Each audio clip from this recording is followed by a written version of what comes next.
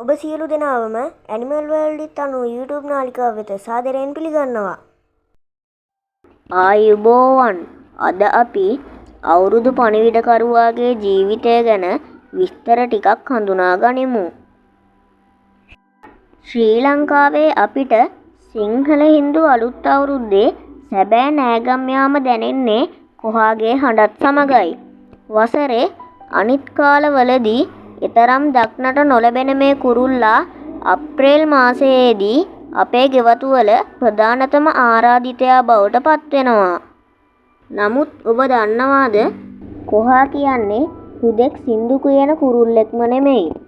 සෝබාදහමේ ඉතා සූක්ෂම ජීවන රටාවක් හිමි සතෙක් බවට හඳුන්වා දීමට පුළුවන්. පිරිමි කොහා දිලිසෙන කළු පැහැති සිරුරකින් සහ තද රතු පැහැති ඇස් වලින් යුක්තයි. ඔවුන්ගේ හොට අලු පැහැයට හුරුයි. නමුත් ගැහැණු සතා මීට වඩා හාත්පසින්ම වෙනස් වෙනවා. ඇය දුඹුරු පැහැති වන අතර සිරුර පුරා සුදු පැහැති තිත් සහ ඉරි දක්නට ලැබෙනවා.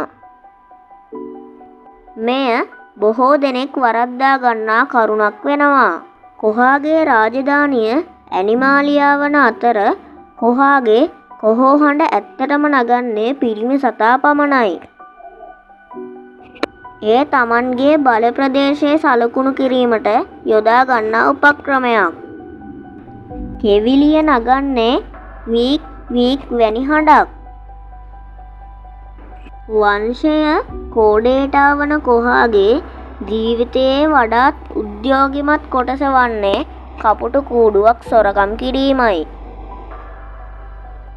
කොහා කවදාවත් තමන්ටම කියා කූඩුවක් සාදන්නේ නැහැ. ඔවුන් කපුටාගේ කූඩුව සොරකම් කර ඔවුන්ගේ වාසස්ථානය ලෙස තබා ගන්නවා. ඔවුන් කපුටු කූඩුවක් සොරකම් කිරීමට යොදන උපක්‍රමය වන්නේ පිරිමි කොහා කපුටු කූඩුව අසලට ගොස් කපුටන්ව කුපිත කර තමා පසුපස පන්නා ගැනීමට සලස්වනවා.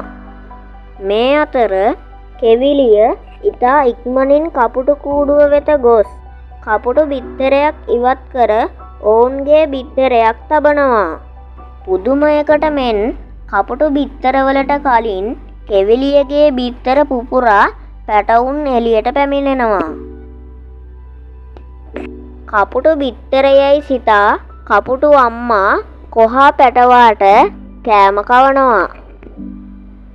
ආවේස් වර්ගයට අයත්වන කොහා පරපෝෂිත ක්‍රමයට බිත්තර දැමීම සිදු කරනවා.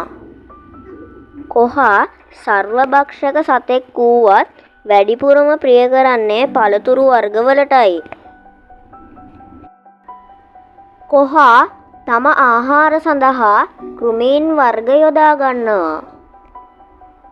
මොවුන් ලැජ්ජාශීලී සතුන් වන නිසා බොහෝ විට ගස්වල අතු අතර සැඟවී සිටීමට කැමැත්තක් දක්වනවා. සිංහල ඉතිහාසයේ සැළලිහිණි සංදේශය වැනි කෘතිවල පවා කොවුලා ගැන වර්ණනා ඇතුළත් වෙනවා.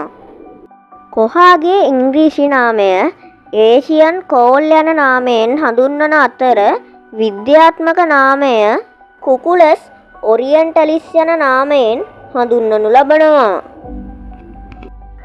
අපේ ජනකවියා කොහාගේ හඬට කොතරම් පෙම් කරාද යන්න අලුත් අවුරුද්දේ උදාව සනිටුහන් කරන ප්‍රධානතම හඬ ලෙසට කොවුල් හඬ සංකේතවත් කර තිබෙනවා.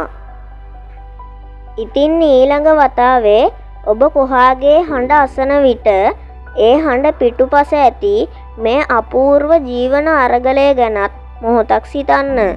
සෝබාදහමේ මෙවැනි අපූරු නිර්මාණ රැකබලා ගැනීම අප සැමගේ වගකීමකි. කොහාගේ දිගහැරුම මෙතනින් අවසන් වන අතර තවත් මෙවැනිම වැදගත් සතෙකුගේ වීඩියෝවකින් නැවත හමු වෙමු.